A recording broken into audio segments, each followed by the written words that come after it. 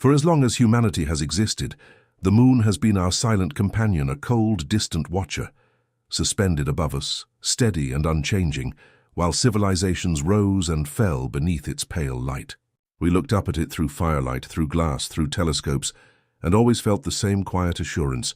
It was there, eternal, mute, and safe.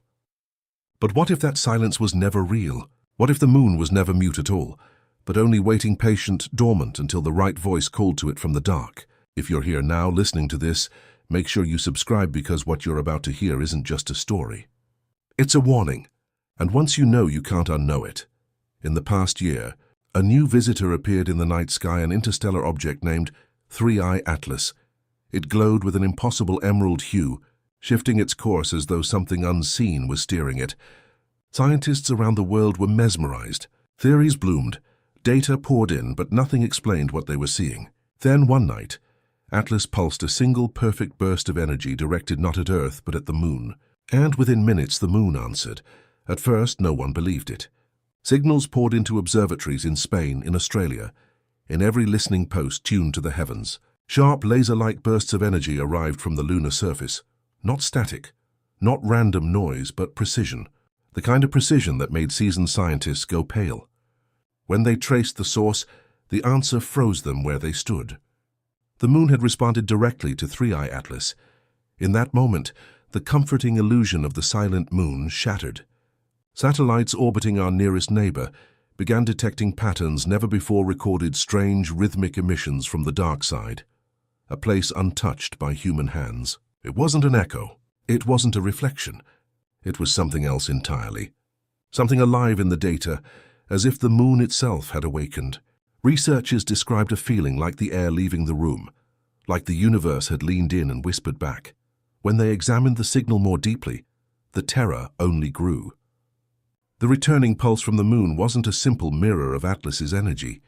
It carried new data layers upon layers of harmonics, containing prime numbers, spirals, and golden ratios identical to those seen in the green glow of Atlas. Yet mixed within were distortions, delays, as if the signal had traveled through dense material before surfacing.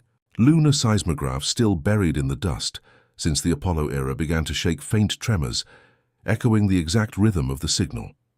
Something beneath the crust had stirred. Some called it resonance. Others said it was impossible. But one quiet voice among the researchers said what everyone feared to admit. The moon wasn't just reacting. It was answering. Something hidden beneath its surface had woken, and it was transmitting. That night, the world changed forever. Whispers began to spread through the scientific community, the return of an old forbidden idea. The hollow moon theory, once laughed out of every university, resurfaced with a vengeance. They remembered the Apollo impact tests, when modules crashed onto the lunar surface and the moon rang like a bell for hours.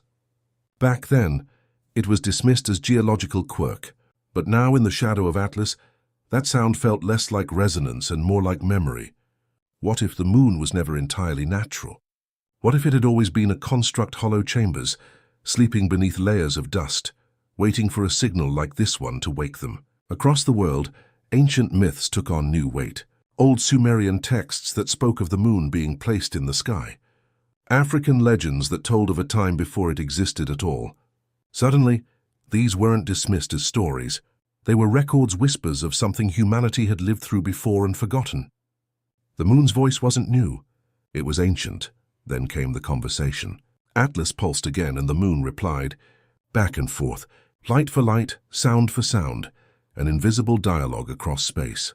And then the worst realization of all, some of those patterns pointed toward Earth. Analysts began tracing geometric alignments in the harmonics, discovering that the signals weren't random.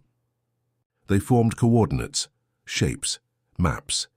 It was as if the moon and Atlas were drawing something together, something that included us. Soon it wasn't just the skies that felt the touch of Atlas. On Earth, instruments began to act strangely. Old satellites that had been dead for years flickered to life, broadcasting strings of binary noise that matched the patterns found in the lunar response.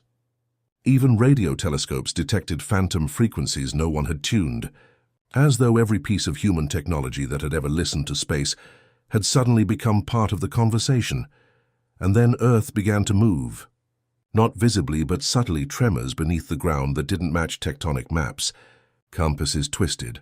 Auroras appeared far from the poles, glowing with that same sickly emerald hue.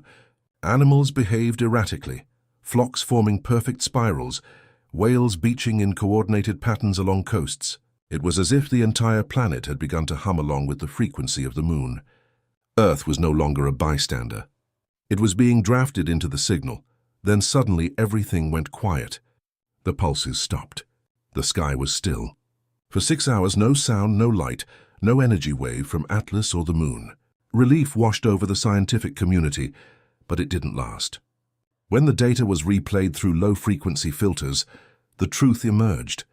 The silence wasn't silence at all. Beneath the static was a steady hum, soft, rhythmic, deliberate, shared between Atlas, the moon, and Earth itself. They hadn't stopped talking. They had only changed their tone, lowering it beneath the threshold of human hearing. They were hiding their words. Not from each other, from us. Telescopes soon revealed another horror. During Atlas's pulses, its emerald light fractured into beams, thin, surgical rays that reached beyond physical possibility, each one aligning perfectly with the frequencies of the lunar echoes. The moon responded by scattering faint green arcs, visible even to the naked eye.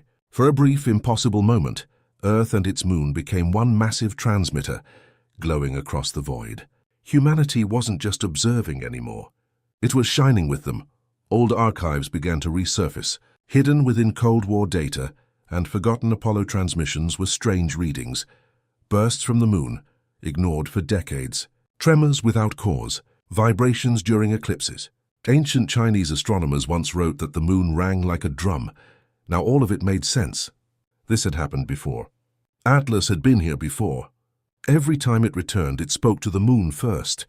And every time humanity forgot. Then one night the entire world saw it.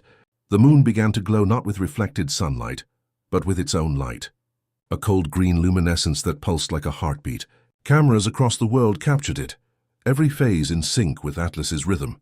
Governments called it atmospheric illusion, but no one believed them. The moon had come alive. After that, nothing was the same. Instruments failed. Atomic clocks lost seconds, then gained them back. Spectrographs recalibrated themselves toward the green spectrum. Even unplugged devices flickered in sync with Atlas's pulse. And then people began to feel it, a vibration in their bones, a hum in their ears that came every few minutes like a breath drawn by the planet itself. Those who heard it described visions, spirals, symbols, and blinding light behind their eyelids. Children drew patterns in sand identical to those encoded in the lunar signal. Hospitals reported patients whispering in their sleep in unrecognizable cadences, their EEG readings matching Atlas's rhythm. It wasn't just the moon that was awake now. Humanity was part of the message. And then came the discovery that changed everything. Observatories detected a fraction of the moon's outgoing signal, diverting into deep space not toward Earth, but toward the Pleiades. The realization hit like ice. The moon wasn't speaking to us. It was relaying. We were never the audience. We were the interference.